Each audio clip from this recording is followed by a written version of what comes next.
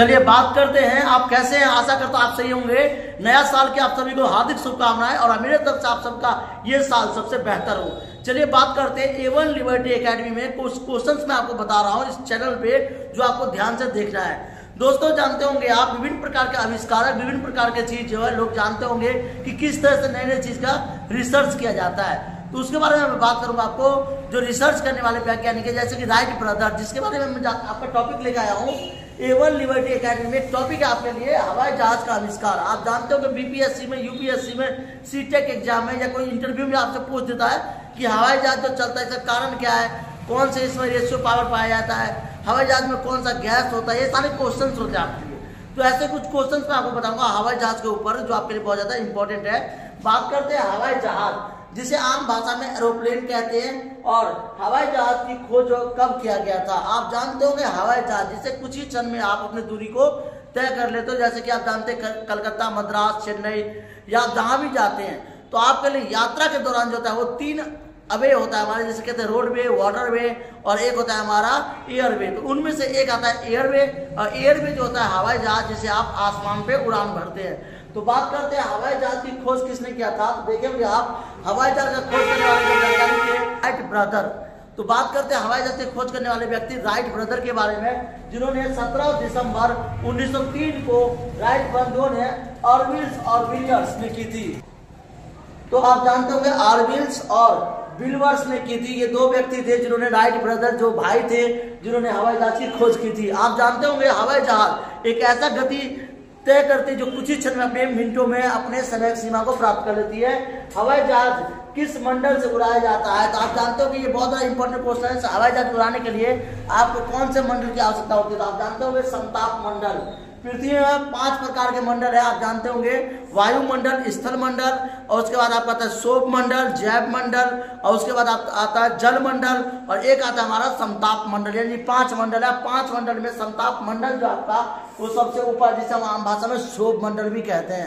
यह याद रखिएगा, शोभ मंडल को ही समताप मंडल कहा जाता है, जहाँ पे हवा की मात्रा कम होती है और यहाँ पे पृथ्वी पे सबसे ऊपरी ऊंचाई पे जो है वो हवाई जहाज उड़ता है। तो हवाई जहाज किस मंडल में उड़ता है? तो आप बताएंगे हवाई जहाज को समताप मंडल में उड़ाया जाता है। हवाई जहाज की रेस कितनी होती है? ये भी बहुत बड़ा क्वेश्चन आता है कि हवाई जहाज लड़ाकू विमान होता है तो उसका रेस अलग होता है, और जो यात्री विमान होता है उसका रेस अलग होता है। तो बात करते हैं यात्री विमानों की गति के हिसाब से देखें तो 200 से लेकर 700 किलोमीटर की प्रति घंटा होती है, जबकि लड़ाकू विमानों की गति से देखें तो 2000 से लेकर के जो है 2500 किलोमीटर की होती है। लड़ाकू विमान का ये होता है कि सामने वाले को मारना है या खुद मर जाना है, जबकि यात्री विमान का ये होता है कि सामने वाले व्यक्ति को सही जगह पे सही समय पे पहुंचाना है। तो यात्री जानते होंगे कि ये जो हवाई जहाज की गति है वो समय सीमा के आधार पे अलग अलग होता है। अब बात करते हैं आप हवाई जहाज का 1 लीटर पेट्रोल में कितना चलता है। ये भी क्वेश्चन आता है। जिस तरह से आप कहते हैं कि पेट्रोल जो गाड़ी होता है वो 1 लीटर में 60 किलोमीटर दूरी तय करती है, लेकिन क्या हवाई जहाज का जो रेशियो पावर है, जो उसका चलने की गति है, वो जानते हो आप इफेक्ट है क्या चीज? तो 700 से लेकर के 800 प्रति घंटा के हिसाब से चलता है। 200 से लेकर के यानी 700 घंटा के हिसाब से चलता है। तो इसका रेशियो पावर होता है हमारा, चलने की जो गति होती है वो 1 लीटर में आप जानते हो 0.8 किलोमीटर की रेंज तय करता है। यानी हवाई जहाज इस तरह से भरेगा तब 1 लीटर पेट्रोल खत्म है। उसके बाद हवाई जहाज में 2 पंख होते हैं, और ये किस प्रकार से उड़ान करता है, यानी कि हवाई जहाज में 2 पंख क्यों होते हैं? मैं आपको बता दूं, 2 पंख जो होता है हवाई जहाज में वो हवा को, गति को काटने के लिए होता है, क्योंकि जब तक 2 पंख नहीं होंगे हवा का जो दबाव होगा वो काट नहीं पाएगा। दिन के समय में हवा का गति तेज होता है, उस हवा के वायु को, प्रेशर को काटने के लिए ये 2 पंख होते हैं चिड़िया के भांति। जैसे पक्षी चलता है अपने उड़ान भरता है, उसी तरह से जो है वो जो पंख चलता है पक्षी की तरह, हवाई जहाज जब चलता है तो 2 पंखों से अपने इस प्रकार से पंख होते हैं, वो अपना जहाज से माध्यम से, जो पंखों के माध्यम से हवा को काटते हुए आगे बढ़ता है।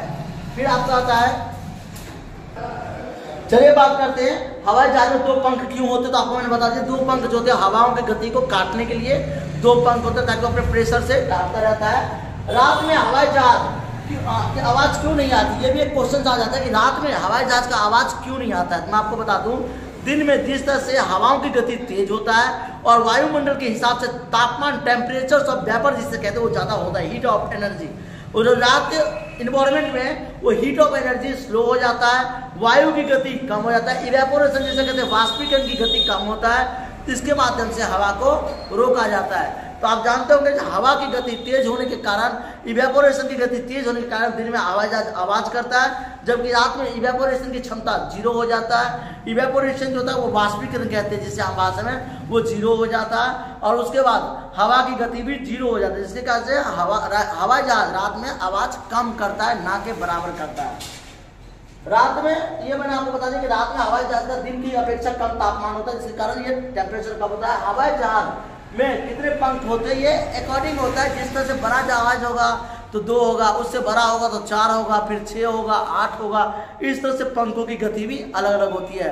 और ये 2 भाइयों को आपको सलाम करना चाहिए, राइट ब्रदर्स को, जो आप इनके आधार पे हवाई जहाज को उड़ान भर सकते हैं। आप कुछ ही मिनट में अपने सीमा समय को प्राप्त कर सकते हैं। Thank you. जय हिंद, जय भारत।